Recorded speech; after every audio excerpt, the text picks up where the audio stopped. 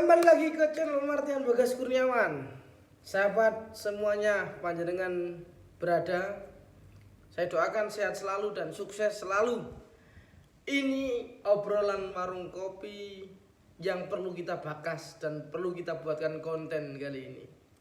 Membaca skenario pemilu melalui agenda tahun 2024. Obrolan di warung kopi ini dengan santai dan dengan guyonan, sambil ngopi sambil ngudut, seperti itu kira-kira. Politik praktis itu cair, lagi rancau. Cair dalam makna merembes kemana-mana sesuai bidang yang ada. Rancau dalam arti tidak sesuai pakem lazimnya. Dan realitas tersebut kini tengah diperagakan oleh para elit politik di tengah publik yang ada ini.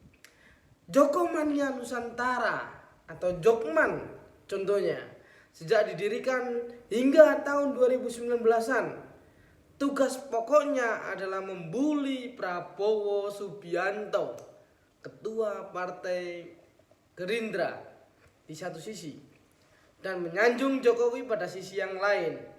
Nah, jelang pemilu 2024 ini mereka berubah memuji Prabowo sebagai sosok yang berani, lagi loyal. Ya, Jokman kini beralih di belakang Prabowo. Satu persatu haluan kapal mulai berbelok mengikuti arah mata angin. Namun sungguh unik, banyak pendukung Bapak Prabowo dalam pemilihan Pilpres tahun 2014 maupun tahun 2019 yang lalu sekarang cerai berai dan sepertinya lari ke Anies Baswedan. Tak boleh dipungkiri, Anies sekarang dipersepsikan sebagai sosok pengusung perubahan serta antitesis dari Jokowi, Presiden Republik Indonesia. Meski ada pendapat tokoh lain yang menyatakan bahwa Anies justru sintesisnya Jokowi.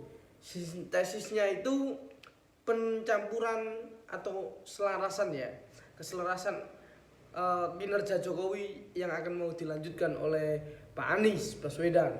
Nah, kedua frasa antitesis dan sintesis buah dari manuver Anies kini berkelidan di ruang publik, merajut opini sahabat Martian dimanapun panjenengan berada. Jika ditinjau secara grafik, realitas di atas membentuk persilangan garis maya dalam konstelasi politik praktis.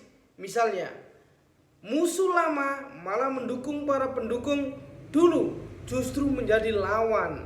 Itulah yang disebut rancau alias falasifa. Kakaknya kawin dengan adiknya, adiknya kawin dengan kakaknya, kakaknya dengan adiknya kakak. Ya, seperti inilah. Kira-kira begitu ilustrasinya. Sekali lagi, inilah kerancauan hubungan antara falasifa. Dalam hukum agama langit, praktek falasifa dilarang atau haram. Akan tetapi dunia politik sepertinya blong, remnya los, gak rewel. Tidak ada pakem, halal atau haram, hantam. Tak ada kawan dan tak ada lawan abadi, melainkan kepentingan yang abadi di satu sisi. Sementara pada sisi lain, adigium, musuh temanmu ialah musuhmu, lawan dari musuhmu adalah kawanmu. Ternyata hal tersebut tidak berlaku dalam konteks di atas. Bisa jadi episode politik semacam itulah yang membuat para follower sering tersesat tatkala mengikuti langkah idolanya. Sedangkan mereka tak cukup bekal secara kapasitas. Gilirannya kecewa dan marah terhadap sang elit, lalu live atau mengalihkan dukungan ke lain hati.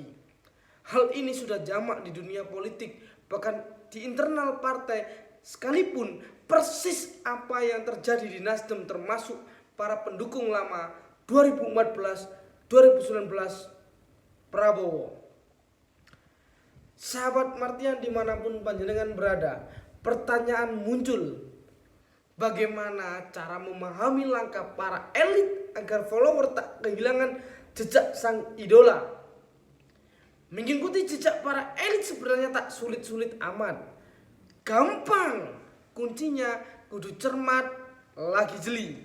Antara lain, yang pertama, memahami dahulu skema penggelarannya. Kalau dalam geopolitik, pahami dulu geoekonomi yang hendak diraih. Konflik Syria misalnya, atau perang Irak versus koalisi militer barat pimpinan Amerika Serikat. Skema geoekonomi yang dituju adalah penguasaan minyak dan gas di negara target. Jadi apapun isunya, agenda maupun geostrategi yang digelar, entah konflik antar mazhab, Syiah ataupun Sunni dalam agama, atau isu senjata pemusnahan massal, teroris, ISIS ataupun isu demokratisasi, pelanggaran HAM dan lain-lain, publik tidak boleh larut pada isu dan agenda yang digelar. Sedangkan hal tersebut cuman pintu pembuka, tak lebih. Sekali lagi, pahami dulu hidden agenda atau skema tujuannya. Namun bila skema tidak terbaca oleh follower, maka langkah yang kedua ialah mengetahui agenda yang hendak digulirkan setelah isu ditebar untuk pintu pembuka.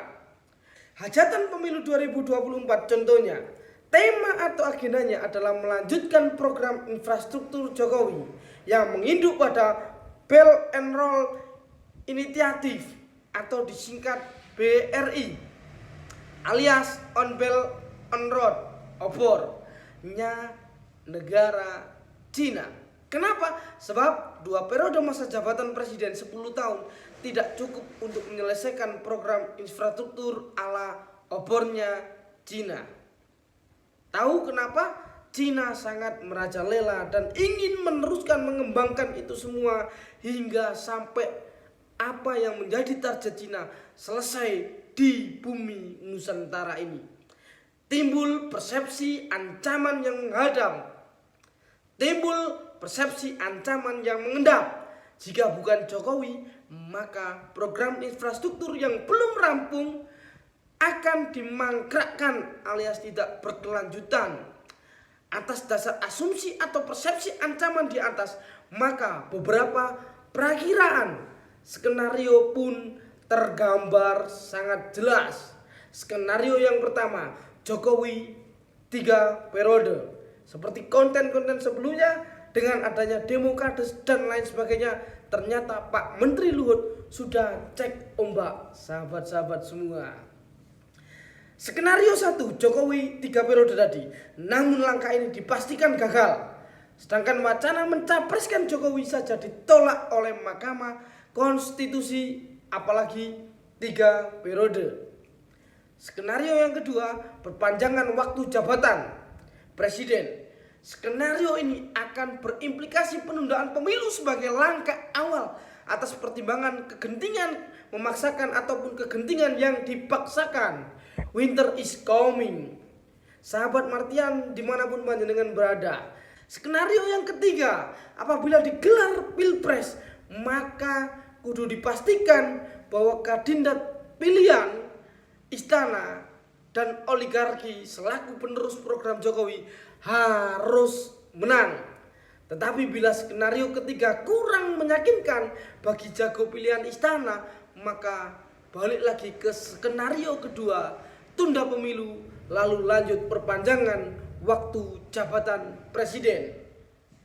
Merujuk ketiga, skenario di atas yang paling realistis ialah skenario yang kedua, tunda pemilu, penundaan pemilu. Dan skenario yang ketiga, pilpres digelar namun harus menang, sebab kedua skenario erat terhubungan, saling mengisi dan saling menggantikan. Dua skenario itu, 2 dan 3, penundaan pemilu atau calonnya istana negara harus menang. Akan tetapi jika 2 skenario tadi boleh diperas lagi, maka yang ideal adalah skenario ketiga. Kenapa demikian? Selain minim resiko amuk massa di akar rumput serta timbul gejolak politik dari kelompok elitis, hal tersebut juga selaras dengan konstitusi. Sekarang kita breakdown antonomi, dan perkiraan dinamika skenario yang ketiga. Tatkala tema pada agenda pemilu 2024 bertajuk melanjutkan pembangunan infrastruktur Pak Jokowi, sesungguhnya jargon Anies antitesis Jokowi mengandung plus dan minus serta konsekuensi. Ya, jargon dimaksud memang punya magnet besar. Di satu sisi, khususnya silent majority yang menginginkan perubahan di luar entitas kadrun dan cebong. Sedangkan di sisi lain, jargon antitesis Jokowi membuat Anies dianggap common enemy, musuh bersama oleh pihak sebelahnya, terutama partai kelompok koalisi istana. Jargon di atas memiliki implikasi sangat negatif bagi Bapak Anies Baswedan karena dianggap akan melakukan perubahan dan berhadapan-hadapan dengan kelompok rejim penguasa yang hari ini menguasai. Sedangkan tema pemilu ialah melanjutkan program infrastruktur Jokowi, menjaga kesinambungan menuju kejayaan, kira-kira seperti itu. Perubahan seperti apa yang akan dilakukan oleh Bapak Anies? Belum jelas apa yang akan diubah. Retorikanya adalah siapakah Anies dan koalisi pengusung menerima pembusukan, penjegalan, dan apapun cara agar gagal sebelum waktu pendaftaran tiba.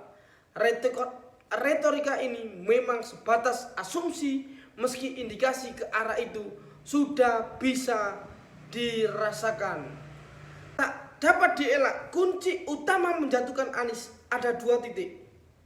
Titik yang pertama, rupa pencabutan atau pembatalan pencapresan Anies oleh Bapak Surya Paloh, Ketua Partai Nasdem, atau salah satu unsur koalisi perubahan melakukan left group, maka ambang batas tak mencapai 20% untuk maju ke calon presiden. Titik kedua, Anies ditersangkakan oleh KPK sebelum pendaftaran Pilpres melalui isu Formula E dan atau kasus bansos yang hari ini mulai agak ramai dikit-dikit dibicarakan. Namun bila dua langkah kunci di atas tidak terjadi, hal itu bermakna antara dua asumsi, yaitu satu, Paloh benar-benar ingin ada tata ulang kekuasaan, dan yang kedua, out of control, is unstoppable alias tak bisa dibendung. Paloh kehilangan tali kendali atas Anies. Dengan demikian, satu-satunya jalan membendung Anies ialah mencarikan lawan sebanding dan seimbang. Secara survei nyaris tidak ada satupun sosok sejajar dengan Anies kecuali Prabowo Subianto. Kenapa?